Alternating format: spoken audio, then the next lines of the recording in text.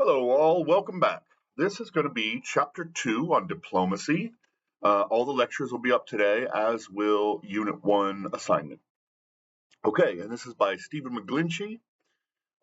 Section 1, what is diplomacy? His basic definition here is that it's just a system of structured communications between two or more parties. I would generally throw in this tends to happen between states, but it can also happen between ethnic groups, corporations, and a state, all kinds of stuff. Um, just to point out, diplomacy is not foreign policy. They do mix, and often diplomacy is part of foreign policy, but they're not the same thing. I also wanted to cover some of the benefits of diplomacy. I thought the author kind of skipped over that. Like, why do we even want diplomacy, right? Number one, conflict avoidance, right? Conflict is clearly an opportunity loss in resources and in lives spared, right? And conflict could even lead to a worse outcome overall than even compromise. You could imagine where maybe if you'd made some compromises and stopped a war from happening, that would be better off than being completely taken over, right?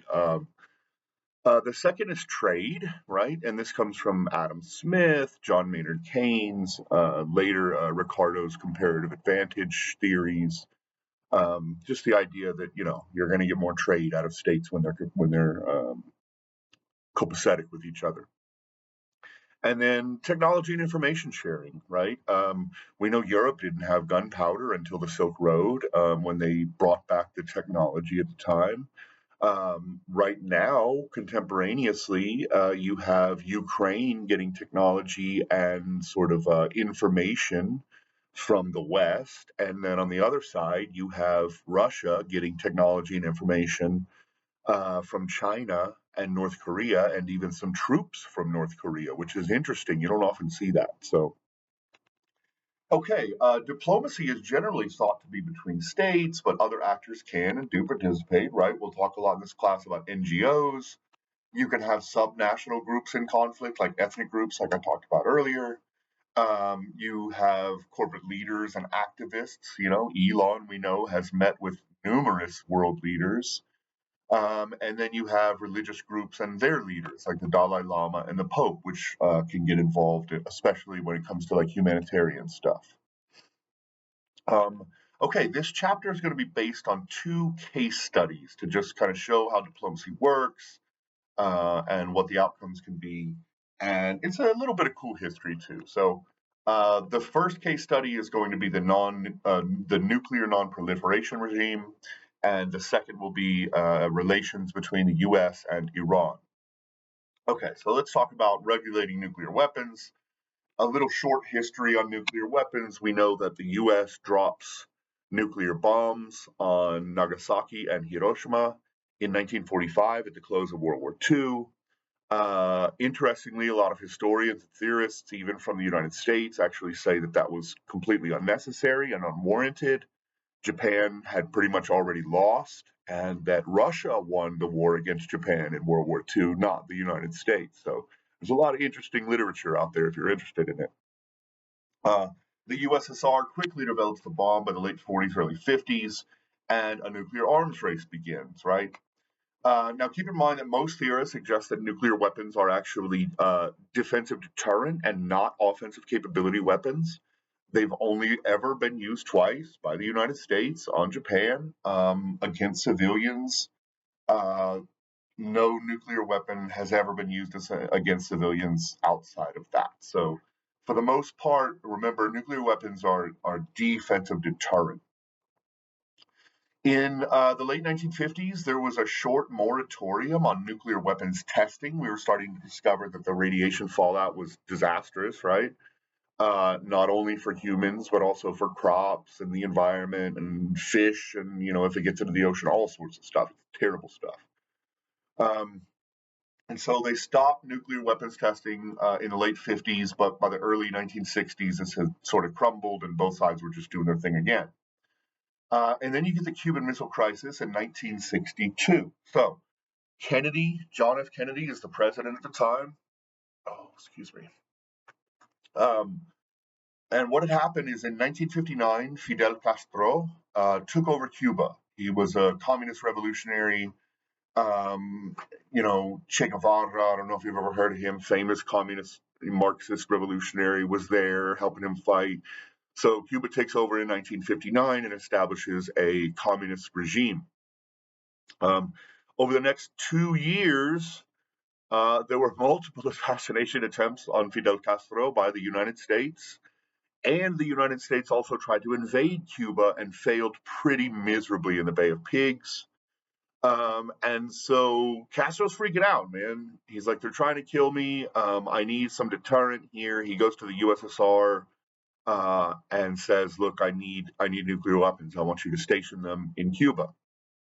So the USSR starts to covertly move nuclear weapons to Cuba. And Kennedy discovers, the American administration discovers, and there was almost basically a nuclear war with the Cuban Missile Crisis in 1962. Thankfully, it gets dealt with, and what happened is Kennedy and Khrushchev, who was the Russian premier at the time, remember this is after Stalin's death, Kennedy and Khrushchev meet to de-escalate.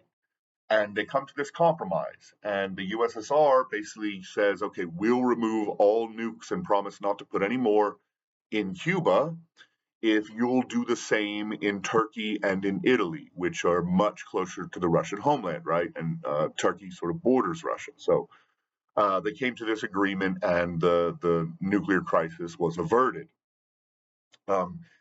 The book points out, and we'll talk a lot about in this class, it wasn't just about signing a piece of paper and trusting the other side to do the right thing. There was strong and independent verification from the UN by experts who were not tied to either one of the states, USSR or the USA. And there was like freedom of movement, freedom of investigation. They watched these things being removed, all these sorts of things. So there were independent verification processes.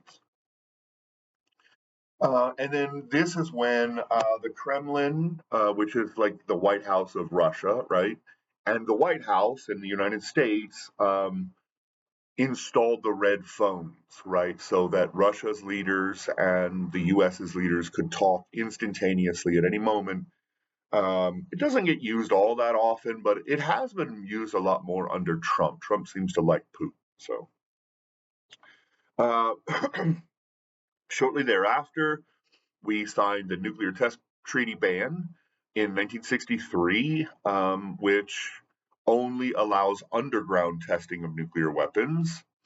And most states don't test nuclear weapons anymore. It's really just North Korea doing this sort of stuff. And we also have the big five, right? The US, England, France, Russia, China, who were all the only nuclear weapon holders at the time, to work together to disallow other nations from getting their hands on nuclear weapons. So we run under that sort of test ban treaty, the NTBT, until 1970. And then in 1970, while that remains in effect, we also add what's called the NPT, the Non-Proliferation Treaty. And a lot of this had to do with concerns over the proxy war in Vietnam between Russia or the USSR, who backed the North, the communists, and the US, who backed the South, the non-communists, I guess. Excuse me. So what are the goals of the Non-Proliferation Treaty? First, we want to shift nuclear technology, development, research, everything away from militaristic aspects and toward commercial and civilian focus. We want to freeze the holders of nuclear weapons to those original 5 states, right? France, England, the US, USSR, and China. And then they started a information or technology sharing process with those states that promised we won't develop a nuclear weapon, but we do want nuclear civilian technology, right, for nuclear power plants, submarines, whatever it might be. This was again extended, so it was originally signed in 1970. It is extended in 1995. It has since fallen into disrepair under the Trump administration.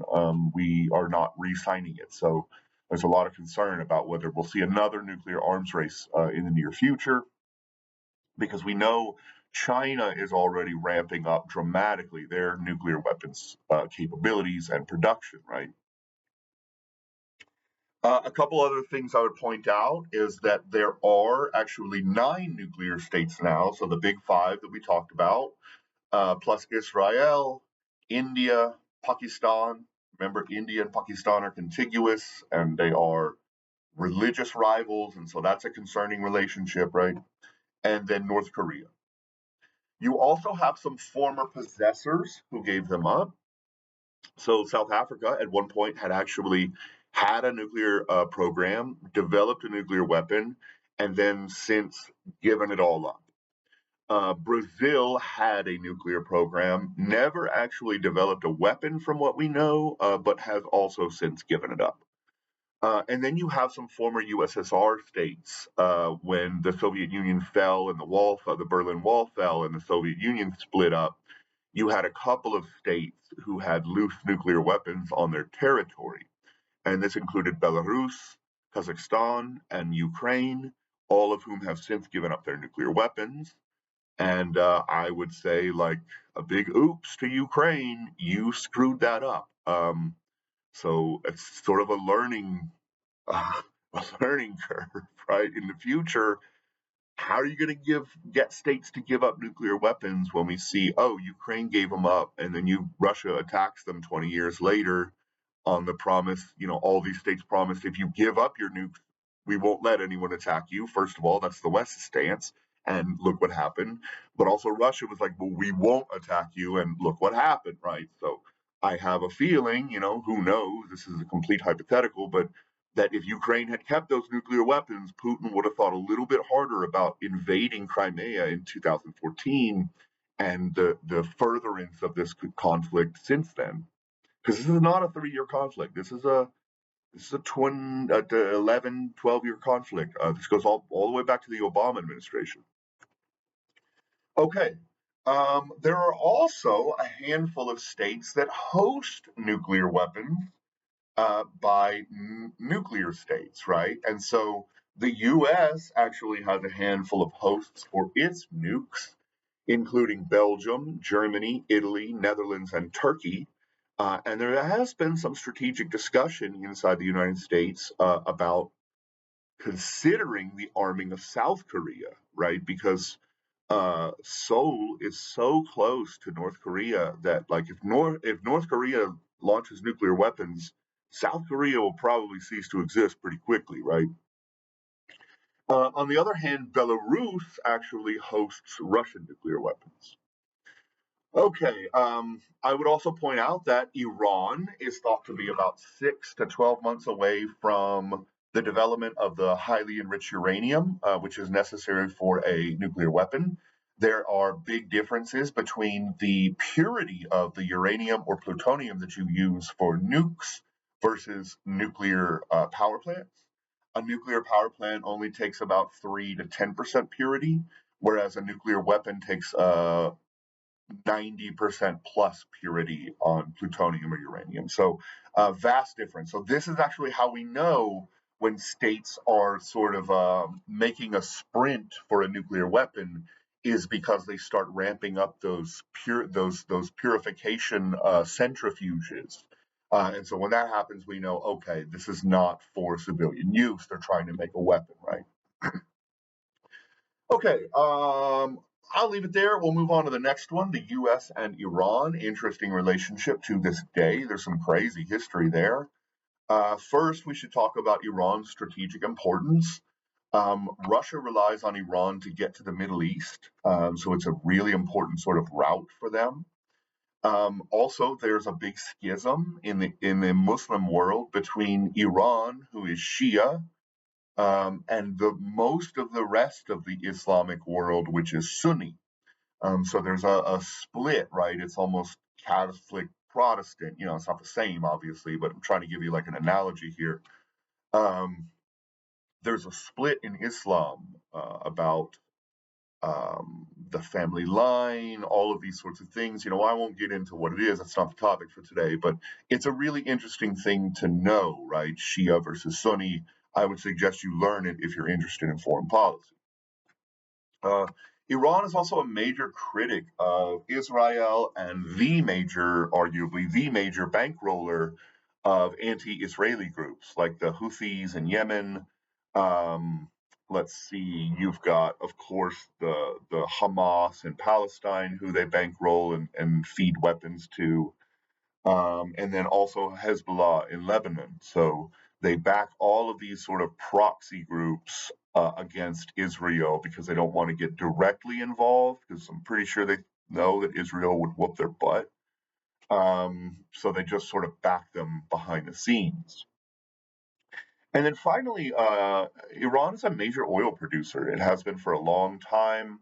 And this oil production status sort of gives it a little leeway against the international sanctions that are often pinned against it, right? Because they're able to, Russia's doing the same thing. When you have oil, you can dump it on the market because oil's so valuable that somebody's going to snatch it up, right? And so it allows them to sort of avoid some of the tougher consequences of economic sanctions. Okay, what is the history of Iran? I guess at least the modern history. The U.S. had been a major oil purchaser from Iran in the 1940s and 1950s, especially during World War II. The U.S. had tied itself with sort of the right-wing leader of Iran. His name was Shah Mohammad Reza Pahlavi. We'll know him as Shah Pahlavi after this. He's the leader of Iran, but they actually have a semi-democratic system, and the parliament is electing further and further leftist legislators, right? And so there's this concern, and the U.S. does not put up with communism anywhere in the world, basically, which we'll learn a lot about in this class, right? The U.S. has committed numerous coups against democratically elected left-wing governments in South America and elsewhere, right? Guatemala, Honduras, El Salvador, Nicaragua, like a bunch of them. And it's not like they were like leftist revolutionaries or they took over the state or anything. Like they were elected, and we still were not having it. And so it's the same in Iran, right? We're not having it. And so the US and the UK help him to commit an internal coup, help Shah Reza Pahlavi to commit a coup against his own state. It's what we call in politics an autogolpe, when you're the leader, but then you commit a coup against your own government, basically. So that happens in 1953. The U.S. maintains Pahlavi's power until he's overthrown in 1979 by the new sort of hyper Islamic revolutionary Ayatollah Khomeini, and Pahlavi leaves and is exiled for life. And he lives in the UK for most of his life. Now, this is the Iran hostage crisis, right? 1979 saw the revolution, but it also saw the capture of the U.S. What do you call that? Geez, I'm blanking right now. Oh, the U.S. Embassy, right? So Iranian students who are part of the protest movement capture the U.S. Embassy in Iran, in Tehran, and hold the officials and their staff members hostage for more than a year, for 444 days. Now, the plan here, which was eventually actually backed by Ayatollah Khamenei, who was not originally involved in this hostage thing, but he was like, "Yeah, I'm cool with it. Go for it." And so the plan was to trade these hostages to the U.S. for the former Shah Pahlavi, who was in New York getting medical treatment. And so they said, "We'll give you your hostages back, United States, if you send the Shah back to us for trial." But Jimmy Carter refused to do so. So, um, and this sort of made Iran a pariah to this day, right? Like they have been an outcast ever since. Uh, the embassy is supposed to be sacrosanct. You cannot touch it. You can't invade it. You can't steal their communiques. All these sorts of things. Like it's one of the big rules we learned from the former chapter. Like, this is just the way the system is. It comes from the European tradition, and states don't step on those bounds, right? Very, very rarely. And so this was a big no-no for Iran.